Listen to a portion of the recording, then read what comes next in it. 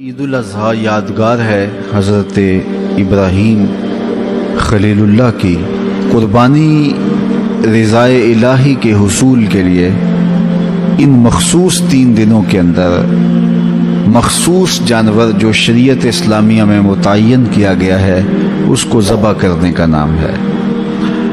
یہ بات ذہن میں رکھیں کہ عیب سے جانور پاک ہونا چاہیے۔ فقہا نے ایک سیدھا سا ضابطہ بیان کیا ہے، عیب وہ ہے جس سے منفعت یا جمال زائل ہو جائے۔ جو جانور آپ نے خریدا تو وہ ذبح کے وقت عیب دار ہو گیا، گرا، ٹانگ ٹوٹ گئی تو کوئی ایسا واقعہ پیش آ گیا، ذبح کے وقت جو عیب ہے وہ عیب شمار نہیں کیا جائے گا، تو اس کو یوں ہی ذبح کر دیا جائے گا۔ جو جانور ہے وہ فربا ہو، موٹا ہو، تازہ ہو تو وہ افضل ہے۔ 2 جانور کرنے کی بجائے 1 جانور فربا ہو تو وہ زیادہ افضل ہے۔ شریعت اسلامیہ نے صاحب نصاب پر قربانی واجب کی ہے۔ نصاب وہ ہے جو ہمارے ہاں زکوٰۃ کا نصاب ہے، یعنی 52 تولے چاندی یا 7.5 تولے سونا، یا اس کی قیمت زکوٰۃ کے نصاب میں قمری سال گزرنا شرط ہے، لیکن یہ جو قربانی اور صدقہ فطر ہے اس میں سال گزرنا شرط نہیں ہوتا۔ ان عید کے 3 دنوں کے اندر ایک لمحے کے لیے بھی کوئی مالک نصاب ہو گیا تو اس کے اوپر جو ہے وہ قربانی واجب ہوگی۔ پھر قربانی ہر اس شخص پہ واجب ہے جو مالک نصاب ہے۔ بعض اوقات گھر کے اندر کئی افراد مالک نصاب ہوتے ہیں تو سب پہ واجب ہوگی۔ قربانی واجب آپ نے ادا کر لی اور اپنی طرف سے نفلی بھی دینا چاہتے ہیں تو یہ بھی آپ کو اجازت ہے۔ ہمارے آقا و مولا نے ایک قربانی اپنی طرف سے، ایک قربانی اپنی امت کی طرف سے پیش کی، تو اگر امتی اپنے آقا کی جانب سے قربانی پیش کرتا ہے تو یہ اجر و ثواب کا باعث ہے۔ 3 حصے کر کے دوست احباب کے لیے، غرباء کے لیے اور اپنے لیے تقسیم کر لیں تو یہ قربانی کی روح کے مطابق ہے۔ سارا اگر خود استعمال کرنا چاہیں تو بہرحال اس کی بھی اجازت ہے، لیکن قربانی کی روح کے منافی ہے۔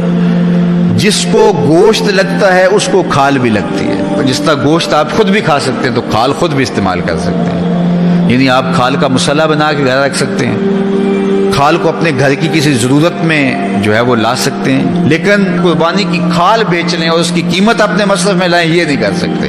قربانی کی کھال بیچ لی ہے تو اس کے پیسے صدقہ آپ کر سکتے ہیں، کسی دوست کو دے سکتے ہیں، کسی غریب کو دے سکتے ہیں۔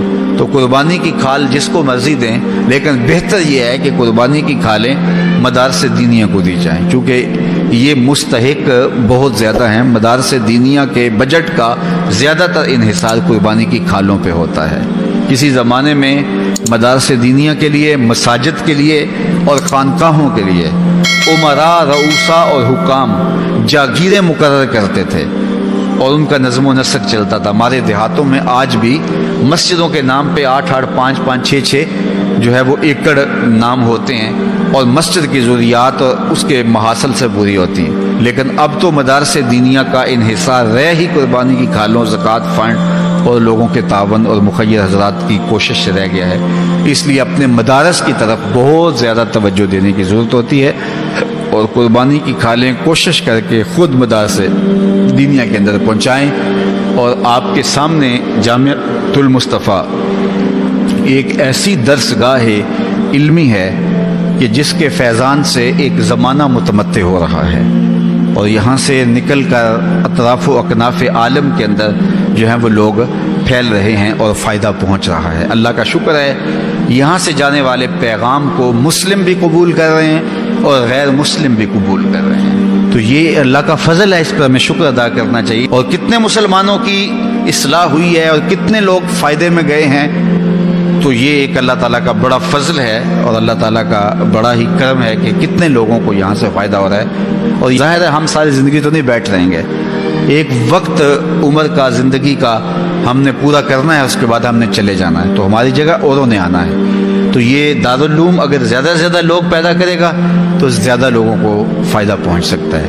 تو اس لیے نہ صرف قربانی کی کھالیں بلکہ اس ادارے کے ساتھ آپ کا ہر طرح کا تعاون درکار ہے۔ سب سے بڑا تعاون آپ کا اس ادارے کے ساتھ محبت کا تعاون درکار ہے۔ آپ اس مرکز سے اپنی عقیدت کا رشتہ، اپنی محبت کا رشتہ جو ہے وہ وابستہ کریں۔ جس طرح عشق کیا جاتا ہے، پیار کیا جاتا ہے، اس مرکز سے آپ پیار کریں، اس مرکز سے آپ محبت کریں۔